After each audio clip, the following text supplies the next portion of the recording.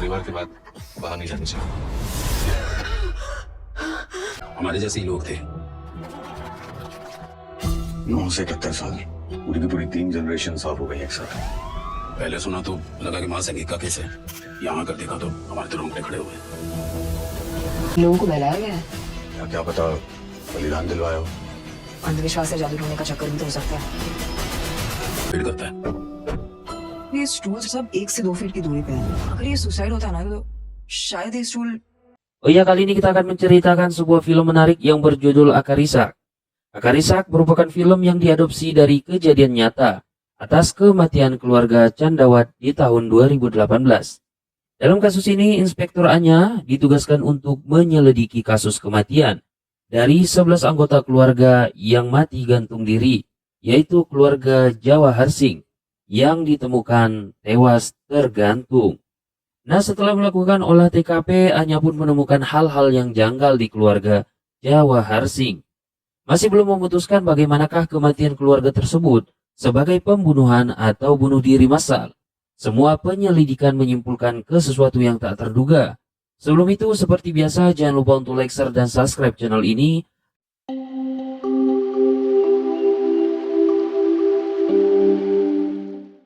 Cerita Akarisak pun dimulai di pagi hari di daerah Kisanagar di kota Delhi. Tepatnya pada tanggal 16 April 2018, seorang penjual susu sedang mengantarkan pesanan ke rumah keluarga bernama Jawa Harsing. Dan karena tidak ada yang menyaut panggilannya, ia pun meminta tolong kepada seorang tetangga. Namun pada saat berada di dalam, mereka pun dikejutkan dengan kematian keluarga Jawa Harsing yang ternyata sudah tewas tergantung. Nah, kasus kematian massal ini pun langsung menjadi trending topik di seluruh media di seluruh India. Kepolisian yang menanganinya segera mengirimkan petugas terbaik mereka, bernama Inspektur Anya Saurabh. Nah, korban meninggal dunia sebanyak 11 orang, mulai dari cucu yang berumur 9 tahun, sampai seorang nenek lanjut usia berumur 70 tahun. Melihat kematian mereka yang tidak lazim, Anya sempat berpikir jika kejadian tersebut merupakan sebuah pembunuhan. Karena pada dasarnya kedua tangan sebuah korban terikat dengan tali yang disimpulkan di atas pinggul mereka. Nah, dan tak hanya itu saja, bangku yang digunakan oleh mereka juga terlempar jauh ke belakang.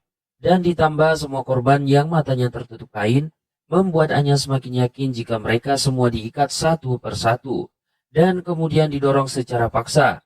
Dugaan pembunuhan yang disampaikan oleh Anya juga diperkuat dengan kematian sang nenek, yang mendapatkan pukulan di bagian kepala belakang. Dan karena hal itu pula lah, Anya yakin jika si pembunuh pasti lebih dulu melakukan penyiksaan dan pemukulan, lalu mereka semua digantung seolah-olah bunuh diri. Berikut adalah daftar ke-11 nama yang menjadi korban pembunuhan. Yang pertama adalah Nyonya Vijaya Devi. Umurnya 71 tahun dan merupakan orang tua di keluarga tersebut. Yang kedua, Ades dan seluruh anggota keluarganya.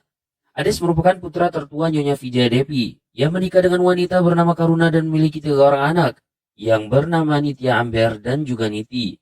Yang ketiga adalah Bufan dan keluarganya. Bufan adalah anak bungsu dari Nyonya Vijaya Devi. Ia menikah dengan wanita bernama Punam dan memiliki seorang putra bernama Par. Dalam kasus kematian ini, hanya sebenarnya merasa janggal dengan sesuatu yang berkaitan dengan Bufan, karena ia melihat jika Bufan keadaannya berbeda dengan yang lainnya. Ia meninggal dengan mata yang tidak tertutup dan tangan yang tidak terikat. Yang keempat adalah Babita. Babita adalah anak ketiga dari Nyonya Vijaya Devi. Pasca meninggal, sang suami dari Babita dan putrinya bernama Ansika ini hidup bersama saudara-saudaranya. Ayah sekaligus kakek dalam keluarga ini bernama Jawa Harsing. Namun beliau yang merupakan pensiunan kepolisian sudah meninggal sejak tahun 2007. Dahulunya keluarga Jawa Harsing tinggal di daerah Bojipura. Namun karena sebuah alasan tertentu, mereka pun memutuskan pindah ke daerah Kisanagar. Pada tahun 2008 di sisi lain, Bufan dan Ades adalah tulang punggung dari keluarga Jawa Harsing. Mereka yang tinggal di dalam satu atap membuka toko cat dan toko susu yang letaknya ada di lantai bawah. Pada intinya mereka tetap berusaha dan menjadi kepala rumah tangga dan menjadi punggung pencarian di dalam keluarga besar ini.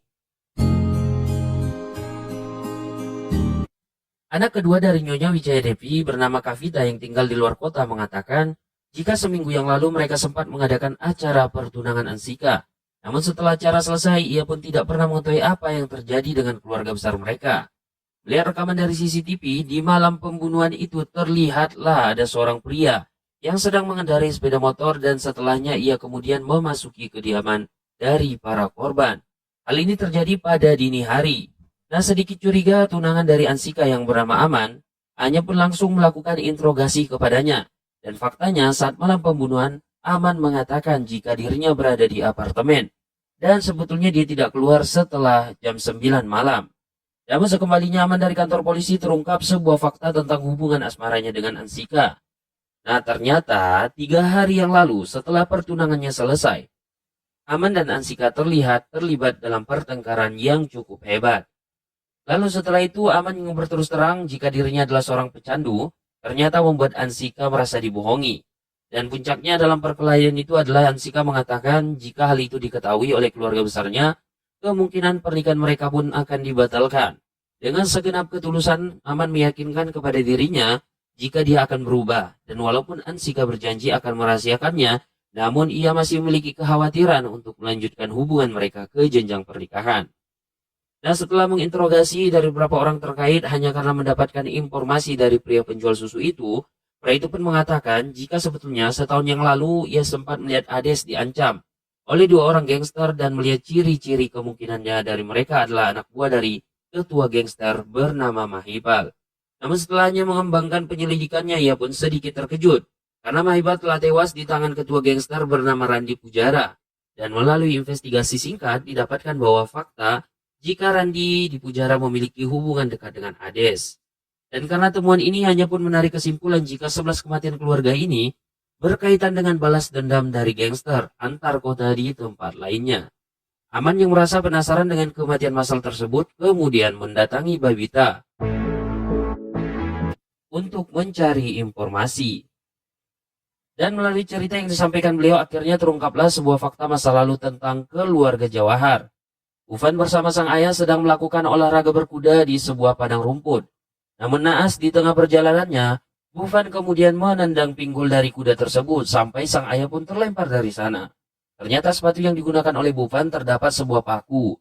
Sehingga saat ia melakukan tendangan itu, ketika itu kuda pun memberontak dan kemudian tubuh sang ayahnya pun terlempar hingga kepala ayahnya terhempas pada batu puncak.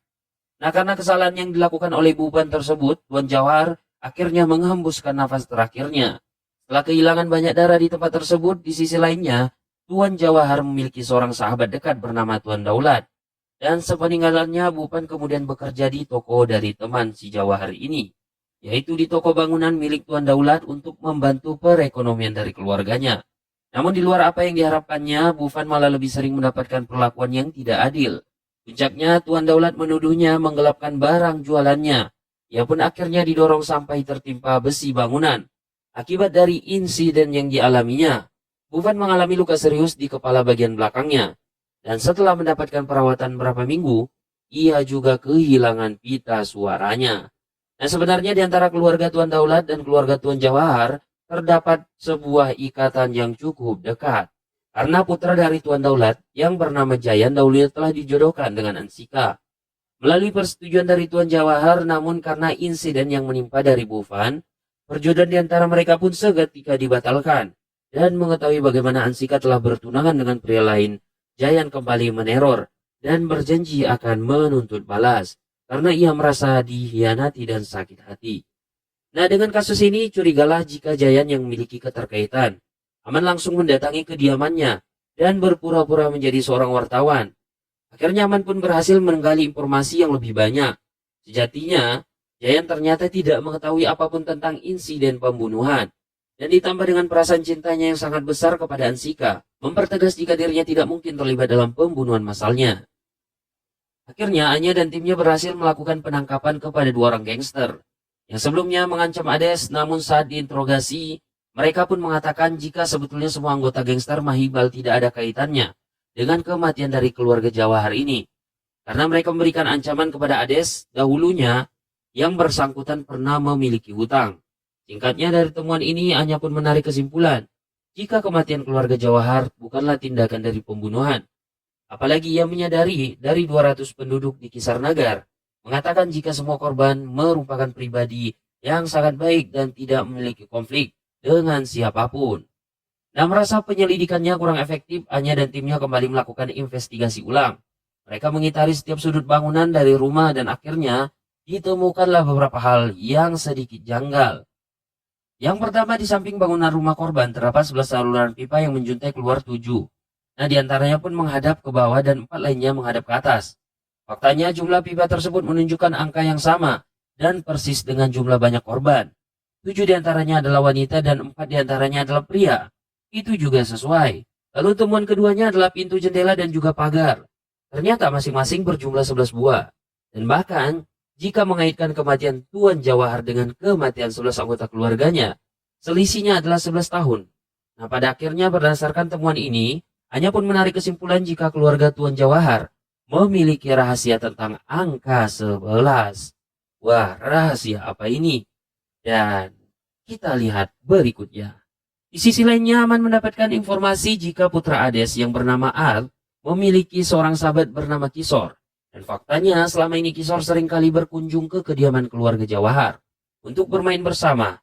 Nah, setelah mendekati dan mengajaknya bercanda, Kisor pun bercerita jika selama ini keluarga Jawahar sendiri selalu melaksanakan ritual doa di malam hari.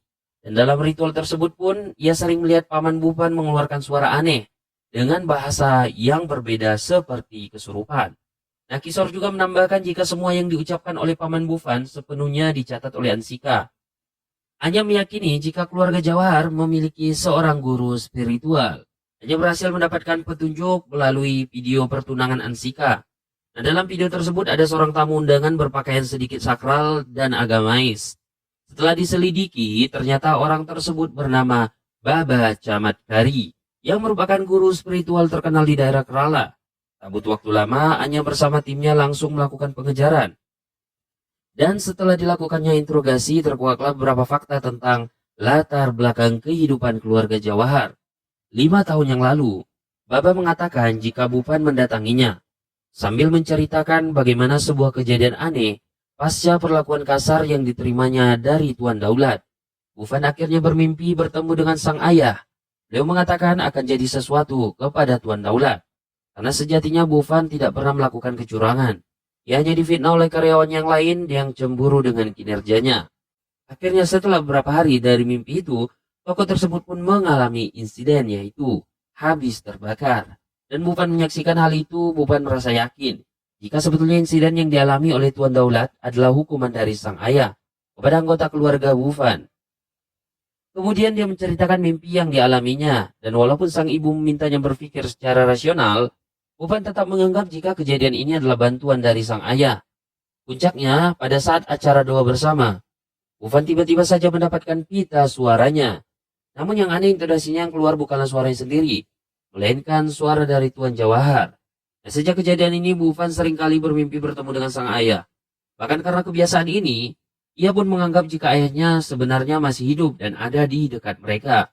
Beliau melihat dan memberikan solusi permasalahan di keluarga ini dari dunia yang berbeda. Nah, Baba menambahkan kepadaannya, jika setahun yang lalu Bufan sempat mengalami ketakutan. Apa sebabnya? Karena ia tak melihat keberadaan sang ayah di dalam mimpinya sendiri. Dan pada akhirnya karena ketakutan tersebut ia pun meminta tolong agar diberikan solusi. Namun setelah acaranya selesai, Bufan tidak pernah lagi melakukan kunjungan. Dan pertemuan terakhir mereka adalah di acara pertunangan Ansika. Dengan penuh kejujuran, Baba mengatakan jika ia tidak pernah mempengaruhi Bufan untuk melakukan hal-hal yang dianggap ekstrim. Termasuk salah satunya adalah kematian yang sangat tidak lazim itu. Karena banyaknya tekanan yang datang dari media sosial. Akhirnya komisaris mintanya agar secepatnya menyelesaikan kasus tersebut. Karena sebetulnya banyak di luar sana isu yang sudah berseliweran. Di sisi lain, ternyata sepeda motor yang terekam di CCTV di malam pembunuhan itu adalah milik Aman. Dan dari sinilah bisa disimpulkan jika ada orang yang memasuki kediaman korban di malam hari, yaitu adalah si Aman. Padahal namanya Aman, tapi ia tidak aman dari kecurigaan. Oke, kita lanjut. Setelah diinterogasi dan dibawa ke kantor polisi, Aman mengatakan jika kedatangannya hanya untuk memberikan kejutan kepada Ansika. Niat hatinya ingin minta maaf karena pertengkaran mereka kemarinnya. Aman malah menyaksikan 11 anggota keluarga Jawahar yang tewas tergantung dan tidak tahu apa penyebab dari kematian tersebut. Aman memutuskan untuk pergi dan mencari tahu kebenarannya. Pada akhirnya, melalui informasi yang diterimanya dari Kisor, Aman mengatakan jika keluarga Jawahar memiliki buku catatan keluarga dan kemungkinan buku tersebut memiliki keterkaitan dengan penyebab kematian mereka. Singkatnya, melalui informasi yang disampaikan Aman, Anya langsung melakukan penyelidikan ulang dan pada akhirnya setelah berkeliling, ia pun berhasil menemukan beberapa buku catatan yang ternyata tersembunyi di kandang hewan peliharaan Bufan. Setelah dibaca, ternyata buku tersebut adalah buku catatan keluarga yang ditulis sejak 10 tahun yang lalu. Dan melalui rangkaian peristiwa yang tertulis dalamnya, tersimpullah jika kematian keluarga Jawahar memiliki keterkaitan dengan mimpi yang dialami Bufan. Setelah mendapatkan nasihat dari Baba, Bufan kembali bertemu dengan sang ayah di dalam mimpi. Beliau mengatakan jika mulai saat ini seluruh anggota keluarga dari Jawar Singh akan mendapatkan keberuntungan yang tiada henti. Ansika yang sudah beberapa tahun menganggur berhasil mendapatkan pekerjaan. Setelah sekian lama, bahkan di usia yang ke-32 tahun, ia yang tak kunjung punya jodoh, ini pun mulai mendapatkan titik terang. Ia berkenalan dengan seorang pria yang tak lain adalah Aman, dan mereka pun akan melangsungkan pernikahan di tahun depan. Tak hanya Ansika, Niti Amber, Niti, dan juga Ed ternyata mendapatkan keberuntungan yang sangat baik. Hal itu merupakan urusan sekolah ataupun keseharian mereka. Dan atas saran dari Bufan, Ades juga bisa mendirikan toko susu untuk membantu perekonomian keluarga. Dan karena kesuksesan mereka itu, Ades bisa melunasi semua hutang-hutangnya. Pada intinya, Bufan mengatakan kepada seluruh anggota keluarganya jika keberhasilan yang mereka raih merupakan campur tangan dari sang ayah. Oleh sebab itu, mereka harus selalu memuja dan memberikan kepercayaan sepenuhnya kepada beliau. Nah, keseluruhan buku yang ditemukan hanya berjumlah 11 buah. Sebagian besar merupakan tulisan dari Bufan dan sebagian kecilnya adalah tulisan dari Ansika dan beberapa anggota keluarga yang lainnya. Bisa dipastikan semua ini merupakan rangkaian kejadian yang dialaminya melalui alam mimpi. Sedangkan yang ditulis oleh Ansika merupakan kata-kata yang disampaikan oleh Bufan saat kerasukan arwah sang ayah. Nah, Juli 2017, Bufan bertemu dengan sahabat lamanya yang merupakan seorang pengusaha bernama Rakesh. Rakesh yang terkesan dengan kesuksesan yang diraihkan oleh Bufan ternyata bertanya apa rahasia di balik semua itu. Dan karena tidak bisa merahasiakannya, Bufan pun akhirnya berterus terang. Ia mengatakan jika selama ini keluarganya sukses karena mendapatkan nasihat hidup dari sang ayah. Hal ini didapatkannya dari mimpinya. Singkatnya, inti dalam percakapan tersebut, Bufan mengatakan jika sebagian jiwanya saat ini terdapat jiwa sang ayah yang muncul untuk memberikan pertolongan kepada keluarga mereka. Sedikit aneh, yang merasa khawatir karena yang dialami oleh Bufan bisa dikatakan sesuatu yang tidak masuk akal. Pada akhirnya untuk membuktikan apakah hal tersebut merupakan kejadian nyata atau sekedar imajinasi, Rakesh pun menyarankan agar Bufan menemui dokter psikiater bernama Manus. Nah, singkatnya setelah berkonsultasi dengan beliau, tersimpulkanlah jika Bufan sebenarnya masih memiliki trauma dengan segala kejadian masa lalunya. Ia berimajinasi dengan hal-hal yang tidak nyata seolah-olah menjadi kenyataan.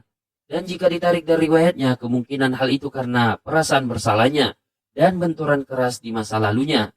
Namun walaupun begitu, dokter menambahkan jika semua hal aneh yang dialami oleh Bufan bisa diobati dengan cara diterapi dan konsumsi obat-obatan secara teratur. Di sisi lain, setelah mendapatkan solusi atas semua masalahnya, Bufan malah memutuskan untuk tidak melaksanakan perintah. Dan puncaknya saat kembali bertemu dengan sang ayah di dalam mimpinya. Lalu beliau mengatakan kepada Bufan jika ia tidak bisa selamanya hadir di kehidupan keluarga. Hanya mendapatkan laporan dari forensik yang menyatakan jika 11 kematian dari keluarga Jawar itu terjadi di dalam waktu yang bersamaan. Bahkan Nyonya Pijayawati pun yang diklaim meninggal karena serangan di kepalanya ternyata telah tewas terdahulu sebelum mendapatkan pukulan. Dan pada akhirnya karena informasinya pada dasarnya 11 anggota keluarga dari Jawahar yang tewas ini pada 2018 tersebut bukanlah pembunuhan. Nah, kita kembali pada scene. Bufan menyampaikan keresahannya kepada Ades dan seluruh anggota keluarganya. Ia mengatakan jika berapa hari lagi sang ayah akan pergi meninggalkan mereka. Nah, agar bisa mempertahankan beliau, Bufan mengatakan jika mereka harus melakukan sebuah ritual yang dinamakan aksi sadhana. Sebulan yang lalu ternyata Bufan kembali bermimpi bertemu dengan sang ayah. Dan dalam mimpinya itu, ayahnya mengatakan jika ia bisa hadir kembali kalau 11 anggota keluarga melakukan ritual khusus. Dan bagaimana ritual itu bisa dilaksanakan, Bufan pun harus mencari taunya melalui sebuah surat pusaka yang tertinggal di rumah lama. Akhirnya Bufan mengatakan jika ritual yang dimaksud adalah akses sadhana, di mana setiap anggota keluarga harus memanjatkan doa sambil berdiri menyerupai akar pohon beringin. Dan jika hal itu dilaksanakan secara ikhlas, maka hajat yang disampaikan akan terlaksana, termasuk harapan mereka untuk kehadiran sang ayah di tengah keluarga. Namun terkait dengan tata caranya, Bufan pun menambahkan jika ritual dari sadana ini sebetulnya cukup berat. Karena mereka harus mengikat tali ke leher mereka dan kemudian berdiri sambil menutup mata, serta mengikat kedua tangan dari belakang. Intinya ritual ini dilakukan seperti orang yang sedang melakukan bunuh diri. Dan jika itu dilakukan maka keinginan mereka akan terkabul. Nah, buku catatan yang ditulis oleh Bu Van dan seluruh keluarganya hanya tertulis sampai rencana ritual itu saja dilaksanakan. Hingga untuk memecahkan kasusnya, hanya harus mencari tahu sendiri dan puncaknya, setelah menemukan pusaka dari aksi sadana itu, akhirnya teka-teki yang selama ini menjadi pertanyaan besar berhasil terpecahkan. Karena setelah meyakini semua yang disampaikan, seluruh anggota keluarga Jawarsim kini telah bersiap untuk melakukan ritual. Mereka kemudian diikat satu persatu dengan menggunakan tali, dan setelahnya mata mereka ditutup dengan menggunakan kain. Setelah semua tersusun, maka Bupan memimpin doa yang selanjutnya diikuti oleh semua orang. Namun beberapa menit, Bupan pun menyadari bahwa jika usaha mereka kurang maksimal. Bupan teringat pada dasarnya ritual dari aksi sadar ini pun mengharuskan mereka bergelantungan seperti akar pohon beringin yang terjuntai ke bawah dan tidak menyentuh tanah.